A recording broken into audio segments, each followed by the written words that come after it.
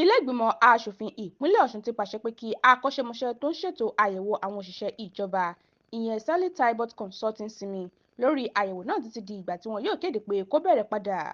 Àṣẹ yìí kò ṣẹ̀yìn onírúurú ìwé ẹ̀sùn tí ó ti kọjá sí ilé-ìgbìmọ̀ aṣòfin náà nípa ìṣọwọ́ṣiṣẹ́ iléeṣẹ́ olùyẹ̀wò ọ̀hún lábẹ́ ìdarí arábìnrin Sahadat Bakrin Ọ̀tún. Látìgbà tí gómìnà Adémọlá Adélékè ti gbé iṣẹ́ ṣíṣe àyẹ̀wò àwọn òṣìṣẹ́ ìjọba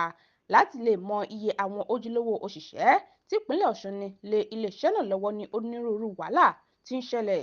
bí àwọn òṣìṣẹ́ ṣe ń ṣe àròyé pé àwọn òṣìṣẹ́ tí obìnrin náà lò ń hùwà àrífín sí wọn náà ni wọ́n ń fi ojoojúmọ́ sọ fún ìjọba pé obìnrin náà fúnra rẹ̀ kò fi ìwà ọmọlúàbí ṣiṣẹ́. Pápánbarì rẹ̀ ni bí àwọn olùkọ́ iléèwé fásitì Ọ̀ṣun ṣe fẹ̀sùn kan obìnrin náà lọ́jọ́ Ẹtì tó kọjá pé ó pe ọ̀jọ̀gbọ́n kan ní ọmọ àlè èyí tí ó sì fa ìfẹ̀hónúhàn la.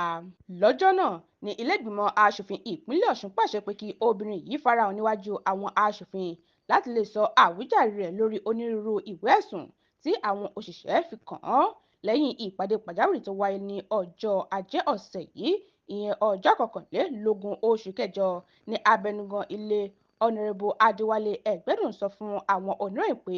gbogbo àwọn aṣòfin ti fẹnukò pé kí ètò àyẹ̀wò náà dáwọ́ dúró ná fún ìgbà díẹ̀. Gẹ́gẹ́ bí akọ̀wé ìròyìn abẹnugan Ọlámídé Tàbíyù ṣe fi síta, Ẹgbẹ́dùn yan ìgbìmọ̀ alábẹ́sẹ́kẹ́lẹ́ kan tí yóò ṣe àyẹ̀wò onírúurú ìwé ẹ̀sùn tí wọ́n ti kọ nípa obìnrin náà tí wọn yóò sì mú àbá wá nípa ìgbésẹ̀ tí ó tọ́ láti gbé lórí ẹ̀. Ní báyìí, gbogbo àwọn tí ọ̀rọ̀ kàn ní ilé-ìgbìmọ̀ aṣòfin Ọ̀ṣun ti fìwé pè láti yọjú lọ́jọ́ Ìṣẹ́gun ọjọ́ 22 oṣù kẹjọ láago 10 òwúrọ̀. Medinat Adésóyè ló ń jábọ̀ ròyìn fún Etí Ọba TV.